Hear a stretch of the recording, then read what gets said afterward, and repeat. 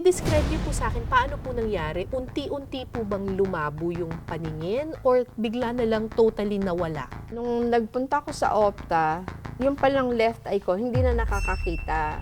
Hindi ko namalayan yun. Akala ko parang normal lang na ganon. I woke up one morning na wala. Sabi ko, ba't wala akong nakita? Tapos dinala niya ako sa hospital. Jo, sa harap niya sinabihan ako, Jo, wala ka ng pag-asa. Yung hindi na kayo nakakakita, as in totally paggising ninyo, dark na lang lahat? Actually, hindi siya dark eh. Eh ano? Puti.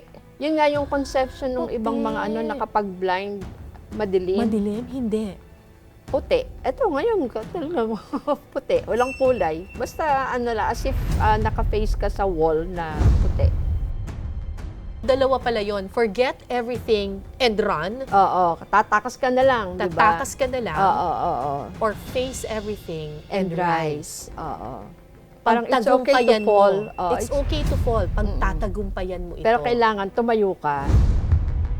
Kaya gusto ko maging channel lang ako ng pagbibigay ng pag-asa. Kasi posibleng ituloy ang buhay kahit na hindi nakakakita. Walang imposible. Kasi ako nga sabi ko, there is hope, there is life after blindness. Yung kung kailan ako nabulag, doon ko nakita yung liwanag.